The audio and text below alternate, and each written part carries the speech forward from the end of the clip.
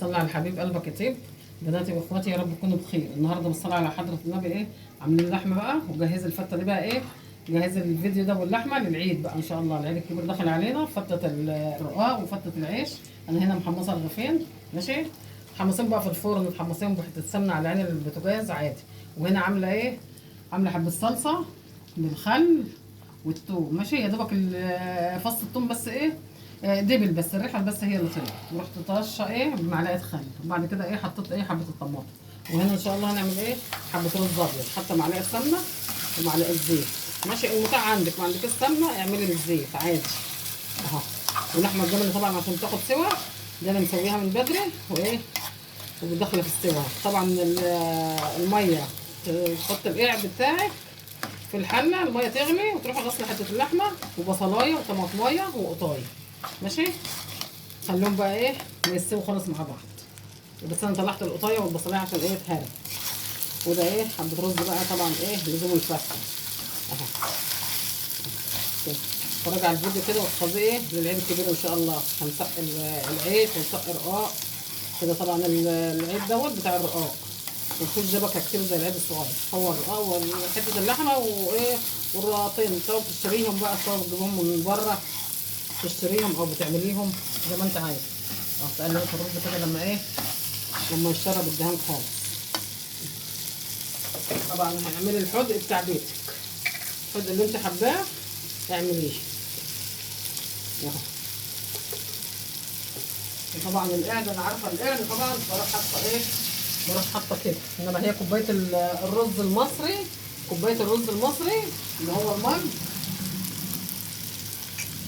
هو المج ده اهو. مج الرز ده عليه مج ميه، وتقولي مثلا المج مش هيسوي مج الرز، لا هيسويه. لو لقيتيه ني تروحي موطيه عليه خالص يستوي على البخار، يبقى معاكي حبه رز تحفه. انا عشان عارفه القعد بروح حاطه كده بالبركه، عشان طبعا انا عارفه القعد وعارفه بحط ماشي.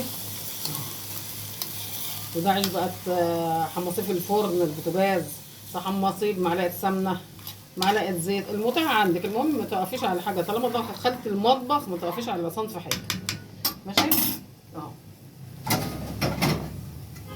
واللحمه داخله في السوا خلاص، وعملت حبه صلصه ماشي. الرز يستوي بقى حبايب قلبي، واعمل اقفل معاكم طبق الفته ماشي حبايب قلبي. حبايبي كده الرز استوى. بص الرز مفلفل ازاي وجميل، شايفه؟ معلقه سمنه على معلقه زيت ماشي. وده طبق صلصه، ده طبق صلصه، وده طبق فته ماشي اهو. مش ملياه رز عشان يبان الرز من الفته. ده رز ماشي، وده الفته اهو. حط كده حط كده حبه صلصه كده، الصلاه على جمال النبي اهو كده. رز فته هنعلمه اللي هو ومع ان الفته باينه اهو كده. نروح بقى حاطين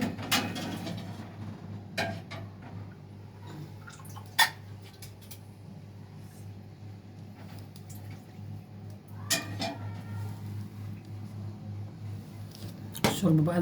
ده طبق فته من غير شوربه، اللي عايز بقى شوربه يحط براحته ماشي. ما تعوميش الدنيا شوربه، عشان ممكن في حد بيشرب شوربه كده او بياكل فته ناشفه ماشي يا حبايب قلبي اهو.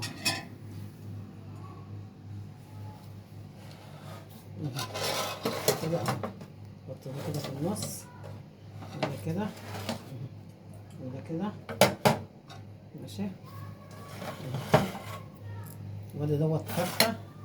ده عيش ناشف، ده عيش ناشف متحمص من غير عيش ماشي. ده رز عشان اللي عايز رز يحط. وده عيش محمص ماشي، محمصاه بمعلقه سمنه كده. عايزه تحمصيه في الفرن حمصي، عايزه تحمصي بمعلقه سمنه ماشي. ديت الفته عليها رز ماشي يا حبايب قلبي.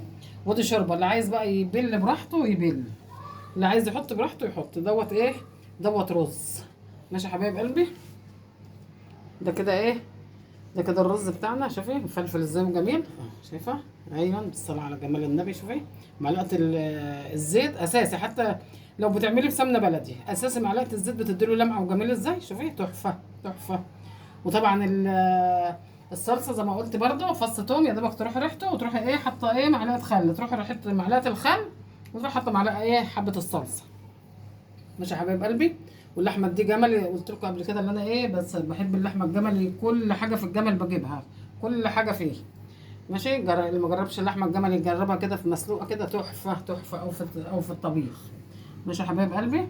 اللي وصل معايا لحد هنا عايزه لايك وشير واشتراك في اليوتيوب حبايب قلبي. اللي ما اشتركش معايا فضلا وليس امرا حبايب قلبي نورني باشتراكه. ربنا يخليكم ليا نعمه في حياتي، وكل سنه وانتم طيبين. اتفرجي على الفيديو واحفظيه معاكي للعيد ان شاء الله. ولو عايزه تعملي حبه توم تقليه كده براحتك، بس انا استكفيت بالتوم ايه اللي في الصلصه. ماشي يا حبايب قلبي. اشوفكم في فيديو جديد بامر الله، والسلام عليكم ورحمه الله وبركاته.